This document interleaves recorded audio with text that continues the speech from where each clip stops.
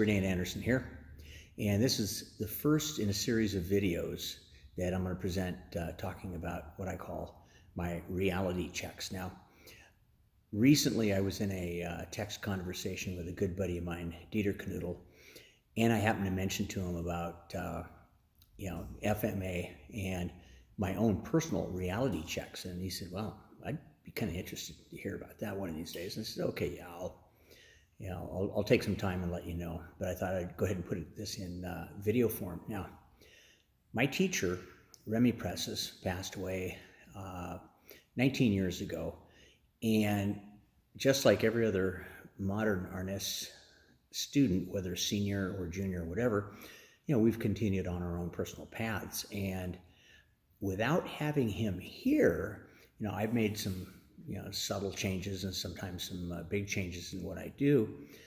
But the thing that I look at is, since I don't have an instructor, presently, okay, what are my reality checks going to be? What are the things that are going to keep me in line, so to speak? And actually, they're encompassed by 5 different people. And so I'm going to go over the first one. And the first one is Tatang Antonio Ilustrisimo.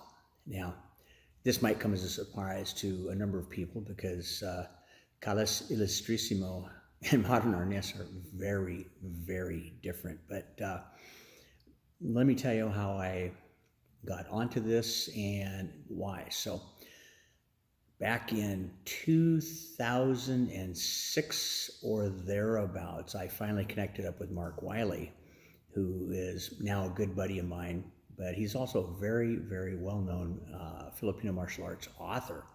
And I connected up in his hometown in Pennsylvania, and my flight comes in late, but man, we're just talking away, and we pull out the sticks and we actually start sparring. And this is no pads, this is with control, etc. And he exposed a few holes in my fighting style and like that. So we stayed late in the night, we were talking, demonstrating, etc. And the fascinating thing was the thing that got me was he quote unquote moved differently. And it's like, okay, well, if there's a movement pattern that I'm not familiar with or whatever, okay, it's time to learn that movement pattern, etc. Well, I picked up this particular book. It's called The Secrets of Calas Ilustrisimo, and Mark had written the forward for it. Now, this is back in 1999, and he mentions in here, quote, "It was in Manila that I became a student of the late Grand Master Antonio Ilustrisimo and his senior masters Antonio Diego and Christopher Ricketts.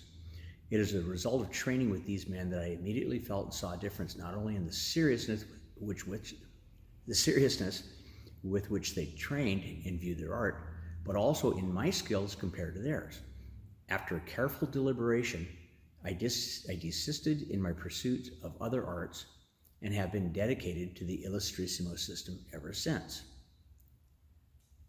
Wow, okay, that's an interesting declaration to make. So after I read that, and mind you, I've got the tremendous amount of respect for Mark, and like I said, he and I are good buds. I decided to actually start taking a look at, okay, who is Tatang Antonio Ilustrisimo? And thanks to YouTube, I found a number of clips. Now, I'm going to do a little left turn to Albuquerque here really, really quickly. And there's a phrase, or there's a motto, or a keynote that noted Japanese martial artist and historian Kenji Tokitsu had made. And he'd said that, in one point where he had studied 50 different karate styles. But then he went to clarify there's a big difference between studying the systems and training in the systems. And he had said that, he had only trained in actually a couple of systems, but he actually sat back and studied, which means he carefully observed the differences, similarities, and identities of the various systems to come to certain viewpoints and hypotheses that he had. So it is in this viewpoint that I started studying Antonio Ilustrisimo.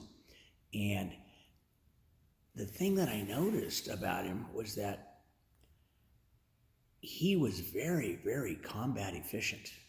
And there was a phrase that Professor Remy would use all the time, no matter where you are there already. Well, with Ilustrisimo, no matter what position he was in, he was never out of position. And when I talk about efficiency, I talk about he cut right straight to the meat of things. And he was simple, direct, precision, no wasted movement. So how is this my first reality check? I will consult the various videos, etc., that he does and take a look at what I'm doing with other people. And it's like, okay, am I getting too fancy? Am I getting just a little bit unrealistic? Am I trying to chase a technique instead of doing what is there naturally? And I always go back to Antonio Ilustrisimo in this respect. And whether I'm feeling my oats or not, I will refer to him as a reality check to see exactly what I'm doing with my art.